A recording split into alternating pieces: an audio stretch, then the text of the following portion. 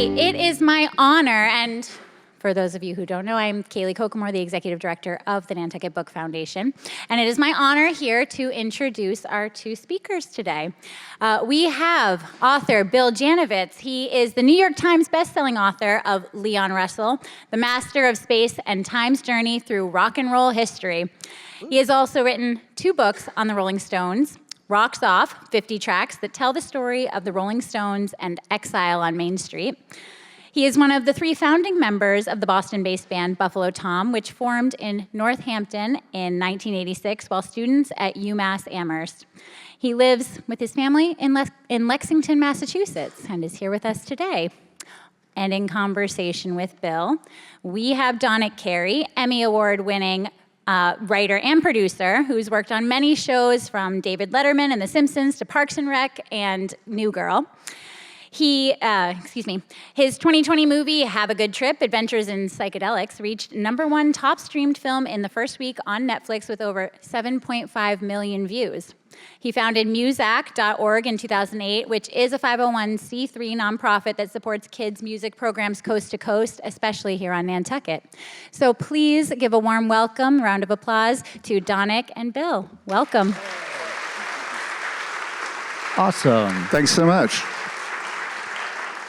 Thank you. How many people know Buffalo Tom, like Buffalo Tom, are fans of Buffalo Tom? Great, we have some Buffalo Tom fans. Buffalo Tom's an important band for those of you who know Buffalo Tom in the 90s. It really spoke to me. I was a big fan, loved the music, loved the shows. There's a new album out this year that's excellent. Can we plug that? Just start by plugging this album? Yeah, it came out last week. It's called Jump Rope. And yeah, I'm just happy to still be walking the earth, never mind putting out music. So yeah. Yeah. All right. We're going to get into this book. This book is a incredibly detailed, a comprehensive passion project. I mean, I started listening to it. I listened to it for the last 3 months, really. It's a great audiobook narrator, Jason Karp. I think that's Culp, I think his name is. Yeah, does a great job. Yeah, he brings a lot of voices to life. I was like, the amount of work that went into this is incredible. Let's just start with the title. A lot of artists have nicknames, Old Blue Eyes, The Only Band That Matters, etc. You came up with the Master of Space and Time. Why that name? Well, no, that was his nickname, and it was given to him by producer Denny Cordell, who made a big splash first with the Moody Blues, and then gigantic splash with Procol Harum, and then went on to even bigger things. That's a book in and of himself, Denny, and he called him the Master of Space and Time. It was around the time that Leon had written his signature song, which is the first song on his debut album, A Song for You, where, I love you in a place where there's no space or time, sort of this profound line. And but Jimmy McDonough, an author of some of my favorite books, including Shaky about Neil Young, said to me, he was very complimentary about my book. He said, but the title sounds like a science project, The Master of Space and Time's Journey Through Rock and Roll History. It's a little too long, but it works. It works. So he, for those who don't know Leon Russell, it's one of these things. I think in the book it says the greatest of greats loved him. Can you give us just a quick dummy's guide for here's Leon, here's why he mattered, and here's who he touched? Yeah, it's sort of, I wasn't like a super fan. They call him Leon Lifers.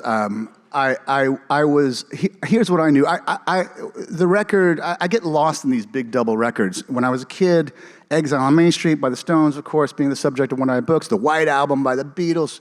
I love those big, sprawling albums. And one of them was Mad Dogs and Englishmen, the Joe Cocker record.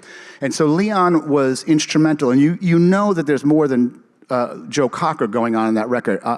So I was like 13 years old. You hear this other guy's oaky drawl. You hear this piano, this soul, this gospel melange. It was just everything I loved about rock and roll. And yeah, so I knew a little bit about him. I knew he played on some Stones records. I knew he did the Bangladesh concert for Bangladesh but I didn't know sort of the whole arc. I knew, okay, later on I found out he started out with Jerry Lee Lewis as a teenager coming out of Oklahoma, playing piano and with a band, forming a band for Jerry Lee Lewis, who was at his lowest ebb at that time, having married his 13-year-old cousin. But then he goes out to L.A. He gets a taste with Jerry Lee Lewis, and then he goes out to L.A. He becomes almost instantly the first call piano player among the Wrecking Crew session musicians, plays behind Sinatra, the Beach Boys, the Byrds. I mean, he's on some of the most iconic recordings. Then he's in Delaney and Bonnie, which is the most criminally underrated American rock and roll band, one of the greatest American rock and roll bands. Influenced Clapton, influenced George Harrison, changed their career trajectories. I mean, I could keep going on, but then he does Mad Dog's Englishman. Then he does a solo career, starting in 1970, that his first album has 2 Beatles, 2 Rolling Stones, or 3 Rolling Stones. He's got Eric Clapton, Steve Winwood. I mean, Delaney and Bonnie, of course. It's crazy. Then he's at the pinnacle of his career in the early 70s. He's headlining stadiums. He's like at Foxborough. He's doing these summer jams. And then I didn't know what happened to him after that. I didn't even know that he had headlined arenas and things like that. I was born in '66. He wasn't really, when I was a kid, he wasn't even really played on classic rock radio or anything. Then I remember seeing the tearful acceptance speech at the Rock and Roll Hall of Fame in 2011, where none other than Sir Elton John inducted him as his idol. And I was like, okay, well, what the hell happened to this guy? Like, why was he in a ditch by the side of the highway of life, is how he put it. And that's what I wanted to find out. But when I was doing my outline, I'm talking to my wife, Laura, I'm like, I don't know what I'm going to write about from 1975 to 2011. Well, it turned out that was the real human story. That really brought me in. It's like the decisions, the things that happened in his life, the things he did to himself, the stubbornness, it was really compelling to me. Interesting, and you did an incredible amount of research and interviews, it sounds like, including Elton John, everybody. How long did that take? How did you get people to jump on with you? Did you visit with people? I imagine getting anyone like Elton John is incredibly hard to schedule. I know, yeah. Yeah, it was COVID, so everybody COVID. was home, including us, but also including these huge stars. And Elton was one of my first gets, so that made getting other people's, I presume, well, hey, listen, here's who's already talked. And I had the cooperation of the estate, so they had some contacts. But I tell people I got to interview my record collection. I mean, it was Rita Coolidge, Claudia Lanier, Willie Nelson. I talked to Bruce Springsteen. So, I mean, I'm listing off all these names, but my wife, Laura, was only, her ears only really perked up when I said Bruce Springsteen. I'm going to be talking to Bruce Springsteen tomorrow, right? And she's like, she grew up in New Jersey. Not that is, but it's a sort of a requisite. He's popular everywhere, I think. Yeah, I think so. At this point. But I mean, I think particularly for Jersey girls. And so she said, oh, I said, it's not going to be a Zoom call or anything. It's just going to be a phone call. So she said, okay. So that day, though, she gets, it's COVID. We're all in sweats, and 3 days of stubble and no showers. But she's fully dressed, like she puts on a dress, makeup, and she sits outside of the bedroom door while I'm interviewing Bruce Springsteen. So, I mean, she was so excited, and I opened the door, and she was out in front of the door. But as I still have this recording of Bruce going, "Is this Bill?" I said, "Yeah, it's Bruce." Great, fantastic. And I found, because I've done a couple projects where you interview a lot of people, and I get very addicted to the stories and the interviews, and then I'm like, well, I can't stop now. I've only got 100 people, but you have hundreds of hours of stuff. How do you know where to stop? How do you know where to stop? I guess. Well, apparently I don't, because the book is 560-something pages. Who's counting? And that's half the size of the manuscript I finished with. So it became a little bit too oral history-ish. I had to sort of, I had to become more of a writer, which, is a learning process for me as a musician, But yeah, I love this idea of getting addicted to interviews. My first couple of books were more point of view, a few interviews here and there, but no big names from my record collection, really. But even the smaller names, whatever, I'd be nervous, because I'm used to being interviewed as a guy, guy in a band, but I'm not used to being on the other side, and I would just get a little nervous. But once you get Elton John, you're like, there's this adrenaline rush. It's like, it's endorphins. It's like, and it's so engaging, and I should say, stop being conscious of who this person is and represents to me in my life, and we're just having this conversation about this guy that means so much to them, and it's letting them tell the story. And that was very helpful in doing a biography, of course, because you get all these different perspectives, and it becomes, especially with people that knew him, it becomes a little bit like Rashomon. You're getting all these different contradicting stories that have a lot to do with the people that are telling them, Right. But in the more interviews, the more pixels you do, you draw back, and you hopefully have a really comprehensive picture of a truth of who this person was over the course of their life.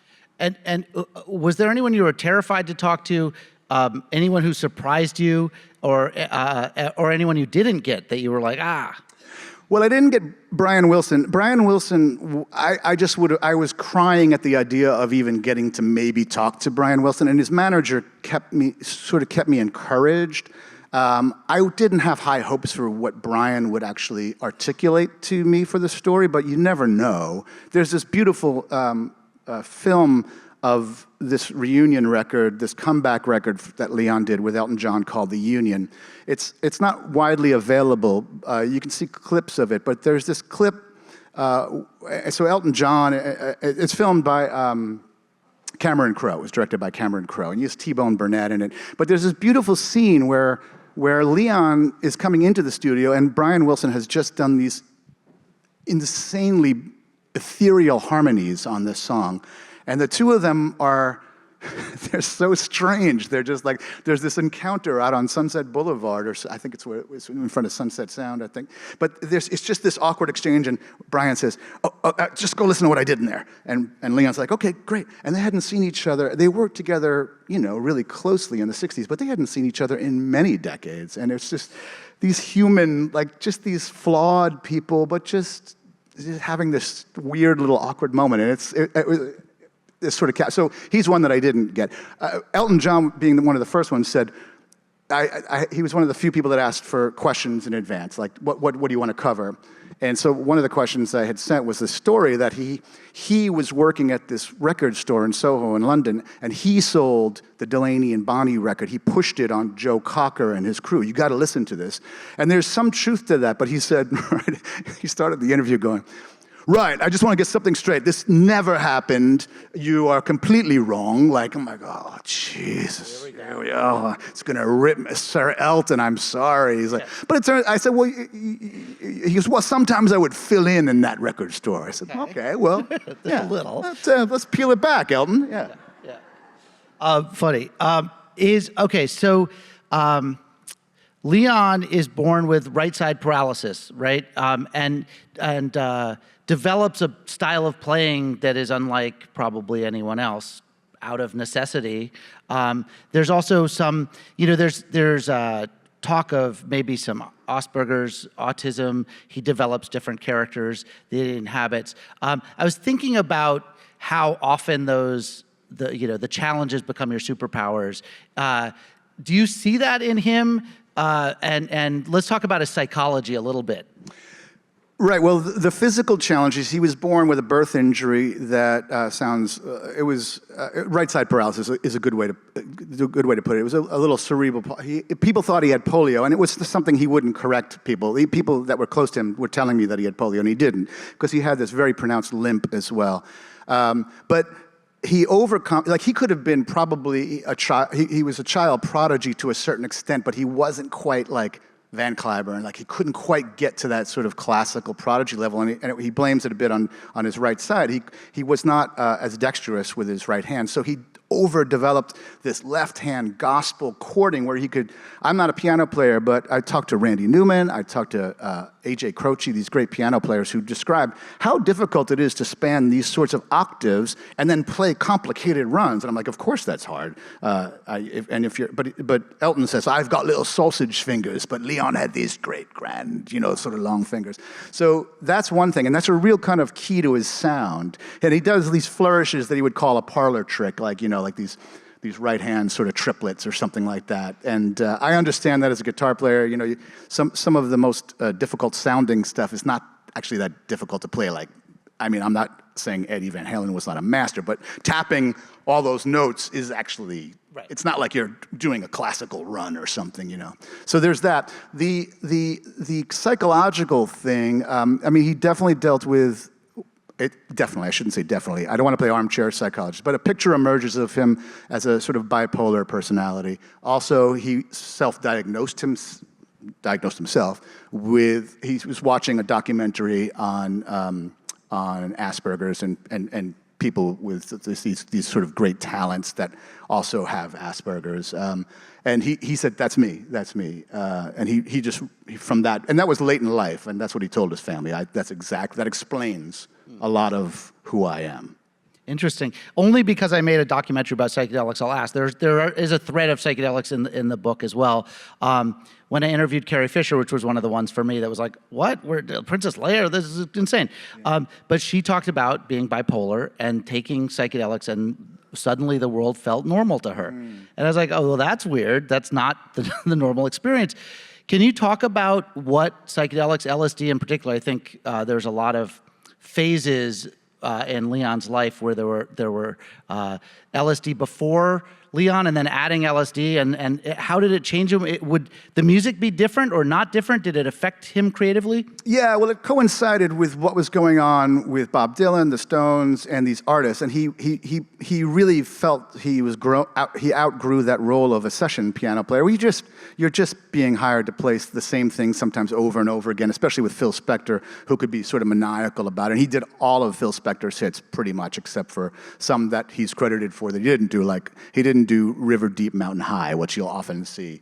But he wanted to become an artist, and there's this episode where he's going in with Snuff Garrett, this producer of Gary Lewis and the Playboys, sort of corny pop stuff. And he was Snuff's right-hand man and his arranger, and they go into the studio to pick up some tapes that had been copied, and the Rolling Stones are there, and they're just giving Leon shit. They've never met him, but they're sort of, oh, you're Snuff's guy, doing this goofy music, and it really kind of sobered him up and made him. It's sort of described as a pivotal point where he's like, that's it, I'm going to become my own artist, and he sort of starts to go on that journey, and it's around the same time that all of these artists are getting turned on to psychedelics. I mean, he had already been smoking a good amount of reefer, which he had done his whole life, but for those of you, I should say, that have been through any kind of hallucinogenic experience, it's like, oh my God, things open up and you see, like you say, you see things in a different way, and you go, oh, there's more than what we're just seeing. There's more to feel. And that, he got into that whole sort of trip, right? He starts making those sort of his first two records as an artist are these records called The Asylum Choir with this guy, Mark Benno, who later went on to play on some great things like L.A. Woman, and played with gave Stevie Ray Vaughan his first break, really. So they made these duo records called The Asylum Choir, and they're very, kitchen sink psychedelic records from 1967, 68. Yep. Has everyone seen the Wrecking Crew documentary by any chance? Has a few people have seen that? If you haven't, you should watch it. It is an incredible moment so at Capitol Records, there was a house band essentially, but everything went through Capitol Records, from the Beach Boys to Frank Sinatra to Nancy Sinatra, Boots Are Made from Walking, to the Batman theme. I mean, any given day they would be jumping in on different things. And a lot of it was very straight work, and then suddenly the psychedelic thing was happening, and then that became a factory of psychedelic music, I'm not leading to a question, just that people should watch the Wrecking Crew. And so these are, yes. I make this. I mean, I said there's an argument to be made that the greatest American rock and roll bands were not really actual bands that you'd see out on the road, like the Funk Brothers. These sort of nicknames that the Motown house band, the Muscle Shoals house band, and Stax Records. Yeah, I mean Booker T and the MGs. So the Wrecking Crew were the elites, and you had the Nashville eventually sort of grow out as well. But these were the elites, and these were people that came from around the United States. So you had Earl Palmer, who played on the Little Richard and stuff that came to LA from New Orleans. So you had these guys from the South, and they would all convene at the Palomino out in the Valley, and it became a real sort of like hillbillies and Southerners in LA, and that's where they brought all these sort of different tastes from around America, these regional sort of tastes, and. Yeah, but at a certain point, bands like the Byrds, for example, started to really resent the fact that, Terry Melcher, their producer's like, well, you guys are not really ready for prime time. Only Roger McGuinn can really play an adequate guitar.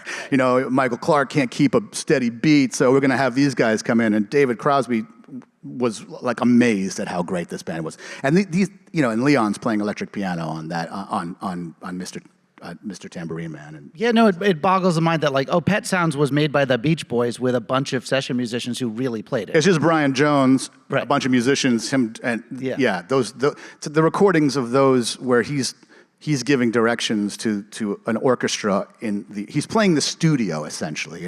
He's directing the studio of musicians, and then the Beach Boys themselves would be out. The rest of them would be out on the road, and they would come back and add their voices to it. Yep. Okay, so your book, it feels like in the preface you sort of kick things off with Elton John finding him in a ditch, and then he enters the Rock and Roll Hall of Fame, and it seemed like that gave you kind of an ending or a moment of celebration of his life. What was the most surprising thing in that part that you went looking for that you didn't know what happened, and what did you take away? What lessons did you take away from that? I was astounded at this guy who was a natural-born collaborator, who was a natural-born band leader, could put together these bands. He was the first independent outside producer that Bob Dylan hired. Bob wanted Leon. Bob showed up at two of the Mad Dogs and Englishman concerts at least, and he was really impressed. And coincidentally, later, a few years, we see this the Rolling Thunder review, which is kind of a similar traveling circus kind of vaudevillian thing. And so Leon puts together these fantastic bands from Mad Dogs. I mean, he put together Delaney and Bonnie in French, really. And then it goes on from there. But at around 1973, 74, he starts to get obsessed with these innovations that eventually led to him inspiring and directly the drum machine. Roger Lynn was in his band, and Leon said, I wish there was this certain kind of drum machine that I could program so I wouldn't have to have a drummer, right? So that leads to that leads to just him sort of doing away and shedding other people. And he just wanted to record what he wanted to record. He didn't want to have to worry if a drummer was in time. So it led to this ridiculous thing of the early 2000s, where it's basically Leon behind a big bank of computers, almost hiding and walling himself off from the audience, not giving any give and take, and a bunch of synthy sounds. It's like, what happened to this funky band leader with these big, great bands? Yeah, crazy. Yeah. My takeaway is there's no substitute for that human interaction in a studio, on a stage, or anything. It's like you can't replicate the chemistry, sometimes extremely rare chemistry of elite musicians. And by the way, you don't have to be a band of elite musicians. You could just be a band that gets each other.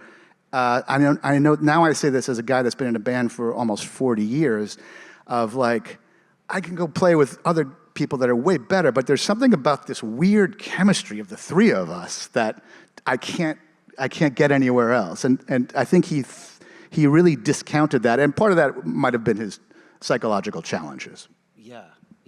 I talked about your process for a little bit. This one, how long did this book take to write? the difference between writing music and playing music and writing a book and releasing a book, is there crossover? Do they support each other? Starting with the last question, I don't know. That's what's stumping me. No, it took me the better part of 2-ish years. I thought that I would have a year to. So the way my process is sort of, I don't know if this is the right way to do it. I write as I go. I kind of outline basic stuff, but like I said, I didn't know where it was really going to go after a certain point in time. But so I'm writing, I'm interviewing, that opens up other questions. I kind of took my interviews in more or less as much of a chronological way that I could. So in other words, I would give heads up to people like that don't enter his life until a certain point. I say, I'm coming for you, but I don't know what to ask you yet, until I get there. So I was writing a chapter. So I ended up with way too much material, and so the really difficult part for me, and the most time-consuming, was paring it down, revising it, and learning how to be a writer. Really. Do you record the stuff like the interviews? Do you record audio? Do you record video? Do you like transcribe those and then work with that? Yeah. By the way, AI transcriptions have grown. That technology is way more impressive this year than it was 3 or 4 years ago. Like, I put in audio interviews into these programs, and they come out pretty clean. Back then I had to sort of go and fix up a lot more stuff. So no, I do. Back then it was, COVID. It was phone. A pretty good amount of Zoom stuff. Almost no in person until I emerged and could interview a few people until we all emerged. I went out to Oklahoma. Did some great research in Tulsa, which is where Leon was from and where a lot of his bandmates were from. Now I'm working on a new book, and it's much more in person, but there's still a lot of Zoom stuff. It's just a great way of keeping track and recording and not inconveniencing people too much. 2 years actually sounds really fast to me. It takes me so long to make one of these documentaries. It's like years and years go by. But 2 years or 2 plus a little. Yeah. Does that become a full-time job though, where you're just like 9 to 5? I sit down and work, or? No, I have other things I have to do. I mean, luckily Laura takes care of completely the family, so my kids were home. But, everybody was sort of like, oh, Dad's down in the basement, just leave him alone kind of thing. Right. Or he's on the phone with somebody. But it was also, I have a day job, which can be demanding this time of, I sell real estate to pay the bills. And this time of year, but also COVID, it was very busy. So, yeah.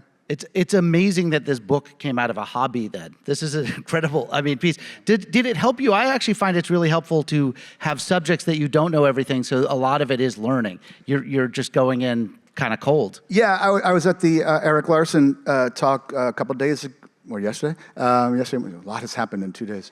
And he talked about that with his Civil War book. You know some basics, a pretty good amount, but it's best to not go in there as thinking you're an expert.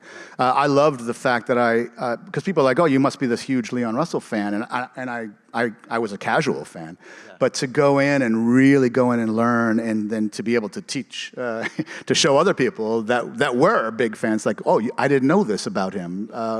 That's incredibly rewarding. What's your biggest life lesson from Leon and/or all the interview subjects? Like, I often find that sometimes the interview subjects come back to me of just like, oh yeah, go with the flow or whatever. Just some advice that I got from somebody at random I talked to becomes bigger than the book. Just becomes part of your life. Anything? No, only. I was just discussing this with my wife today. It's like Leon said to his son-in-law Matt. He said, Matt, what you want is a place that's big enough where you can have your whole family there, all living there, but you don't have to see them that often. Good advice. Good advice. We could take it. Let's talk about the next book, because this is exciting. So you're working on a book about the Cars. Yeah. Why?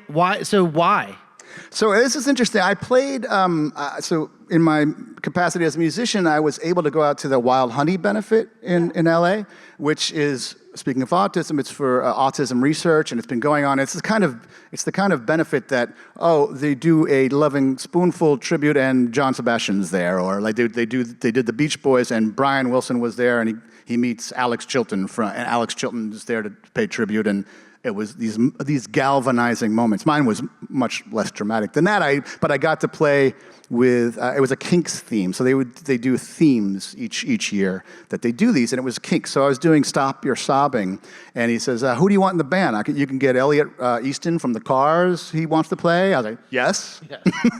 And so there were others. Dennis Dykin from the Smithereens was on drums. Sid Straw was singing with me.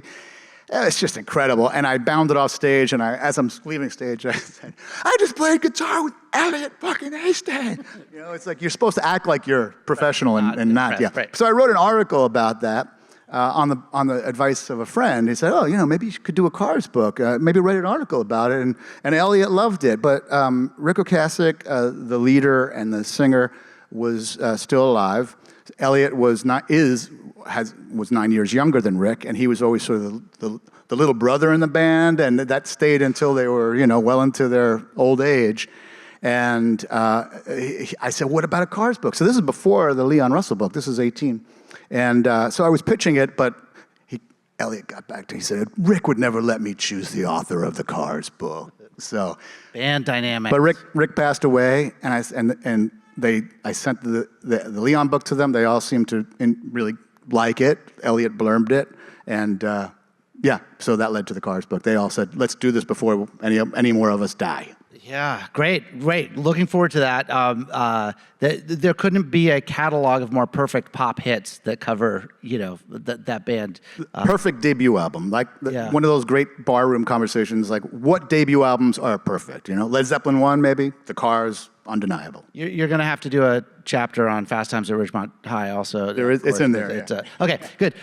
We also want to throw it open to some questions as well. I guess we just throw it open. Who's got questions for Bill?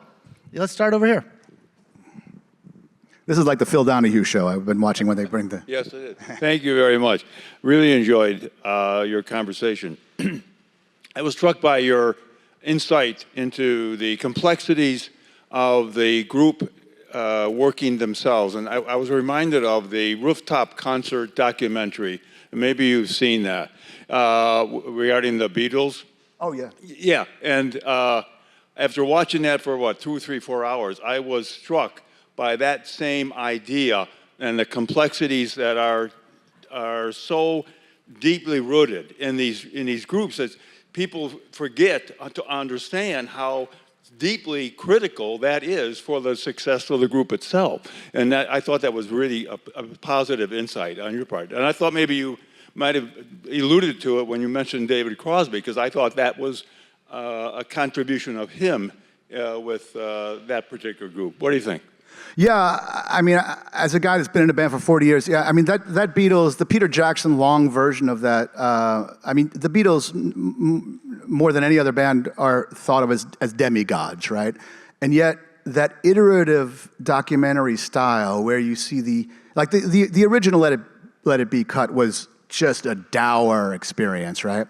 The Jackson documentary, where it's spread out over 8 episodes, you see the ups, the downs, the goofiness, the seriousness, the complete unprofessional sort of Apple Records thing. It's like, this is the Beatles. This is like not some garage band, right? But they're anyway. It's and I think the thing that struck me watching it was, those songs are so much downloaded and a part of our DNA, all of us collectively, that when you see them being performed wrong by the guys going like, "I don't know, what about Let It Go, Let It Go?" And you're like, "No, Paul, you idiot." Like, you're watching, you can't believe they get it wrong. And you see, but it speaks to the group dynamic question. It's like, you see just that one example of Paul playing, he's just writing Get Back before our very eyes. And it's this remarkable gift to be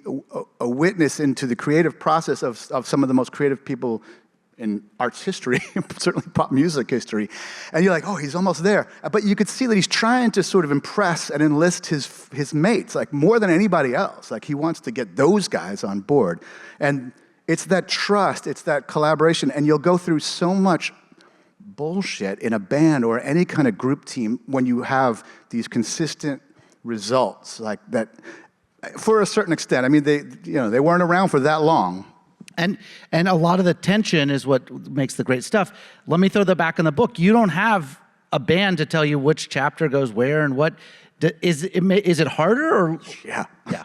I mean, as the main songwriter for most of the years in my band, I trusted those guys as editors, not completely trusted. Like I go, all right, you like these 10 songs. Why don't you like these other 25 songs I get? But we can't do 25 other songs. It's like, okay, yeah, it's very difficult. So I handed in a very big manuscript to my editor, and my editor wrote an email back saying, "This is not a book." Perfect. Yeah. Great note. That's when it started. Yeah. Do yourself a favor as you drive home. Put on "I'm Allowed" by Buffalo Tom and just turn it up in your car and drive home. You want to be sad. That'll be it's a good Nantucket sunset song. Did you want to? Yeah, no, I think that was Donick's idea of maybe we would demonstrate some. I don't remember any Leon songs. We had it just in case, but we'll get Bill back here for a show in next summer or later this summer. We'll figure it out. I can play a song if you think it'll help, but not a Leon song. Yes. To know a little bit about his personal life. What happened all those years where he was sort of disappeared? Was there a drug period? What happened, and how did his personal life influence his professional That's a great question. So he was, like I said, he was a natural band leader. So he was a really unnatural. I want to say supernatural because he needed to project this other personality live to be headlining arenas and stadiums. I mean, that wasn't who he was. He had to put on an act, and his act was like this basically this like evangelical preacher kind of thing.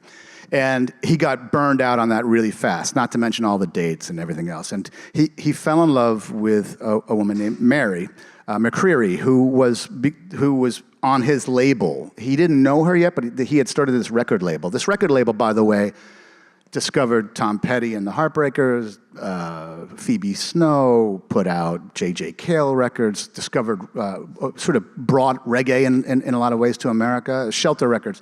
So Mary was on that. She was part of the whole Sly Stone scene of this Church of God in Christ, specific type of church music. And she is, to this day, an amazing singer. And they got married.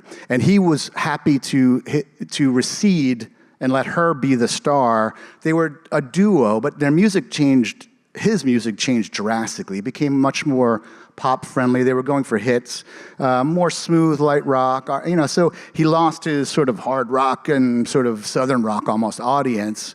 But he was happy. He was extremely happy. It was like heaven to him to be in this relationship. But I don't know to what extent the inside of that relationship started to give way, but I know a lot of it had to do with infidelity on both of their part, I think, but primarily on his part. And they divorced. She took him for a lot of money, of course, justifiably so, I guess. But also, it ruined him mentally and emotionally for many years. All the people that knew him before and after, and his widow, different person, said that he never recovered from Mary, and that was sort of the great love of his life. And this is his widow, Jan, telling me this. And there's a whole lot of heartbreak there. And I mean that and just this idea of like eschewing and jettisoning all these great bands, it's sort of like he just started committing career suicide in a lot of ways. But he was very driven by all kinds of innovations. And so he would sink tons of money, all of his money, into like new video technology, and it would be like the Betamax version, not the VHS, and he would buy these mobile buses that didn't go anywhere. They were too heavy to move, and it's like that kind of story as well. So that's like the back half of the book, and that's why those stories sort of fascinate me just on a human level. Yes, over here. Hello. Hi, I'm working in the music industry for 35 years, working to pay artists, writers, and composers to get paid for new uses. Very looking forward to reading your book. Oh, thank you. And thank you for your talk. Sorry. Thanks. Did you not hear any of it? Sorry. I said I work in the music industry. I work to get musicians and composers paid for new uses. So I'm very much looking forward to reading the book. My questions are two-part. What was the first seed that inspired your interest in Leon? And then what was your favorite interview and why? Great question. Thank you for asking. What inspired me for Leon was that Joe Cocker Mad Dogs and Englishmen record. It was an unusual record to fall into my lap when I was 13. I didn't have any older siblings, so any records I got were either from hearing them on the radio or inheriting them from or finding them at garage sales. And that was a friend had that. He had an unusual eclectic record collection. That record just, as soon as I heard it, it just brought me in, and I wanted to know more about everybody on it. I was one of those I wasn't a record collector, but I was one of those people who would get lost in the liner notes, and before the internet, you'd be going, Leon Russell, he's also on this Bangladesh record, Concert for Bangladesh record with George Harrison. Oh, he's on this Let It Bleed record by the Stones, and who is this guy, right? My favorite interview, I hesitate to say, because he was such a controversial figure, was Eric Clapton. And I grew up as a guitar player worshiping that British blues style of playing, and Eric Clapton and Cream and Blind Faith in particular. But I kind of got onto that maybe he's overrated, because you get out of the context of the time and you're like, no, you don't understand. Nobody else was doing this exactly, right? He stole, obviously, from, like all musicians do, from various sources, but he integrated them into, so anyway, and he around the time of COVID, he was sort of anti-vax guy, anti-lockdown guy, and it's like, oh no, and so I get this Clapton interview lined up, and I said, hi, it's Bill. And he said, oh, it's Eric. And I said, oh, how are you doing? He said, well, I'd be fine if it wasn't for this stupid bloody lockdown. And I was like, oh, God, are we going to do this? And Eric Clapton, But instantly, within a minute, we're talking music. And he was so lucid, and his memory was so sharp. And I think I'm fairly certain he was a diary keeper. So he has this great repository of memories and insights, and we're talking about guitars, we're talking about this, we're talking about that. He's being completely open about the guys that died, that were his partners, that were overdosing, and how he was complicit in some, or feels guilty about all this stuff. It was just this rewarding hour-plus interview that I hope to maybe do something else with. Some of these interviews go on for a couple of hours, but he was the most surprising and the most, therefore, maybe rewarding in some ways.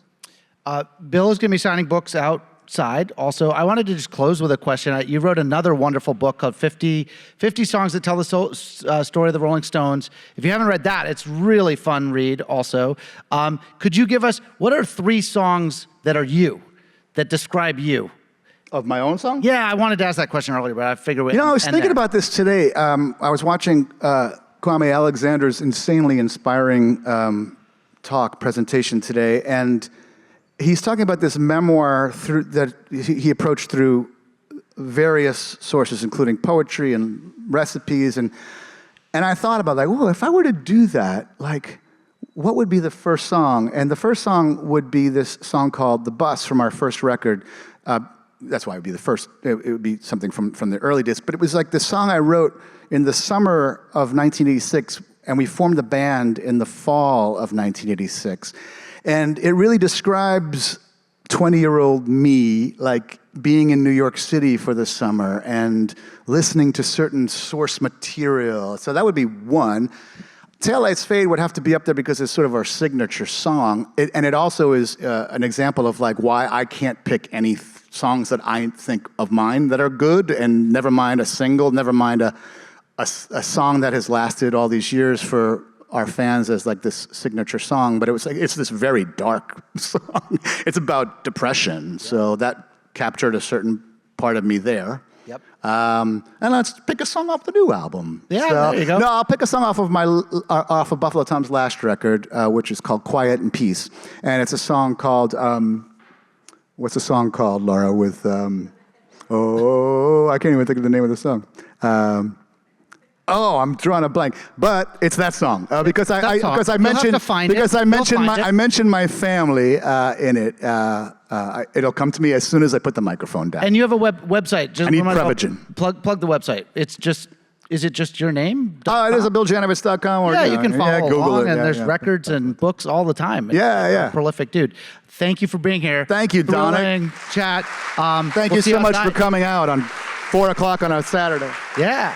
Right on.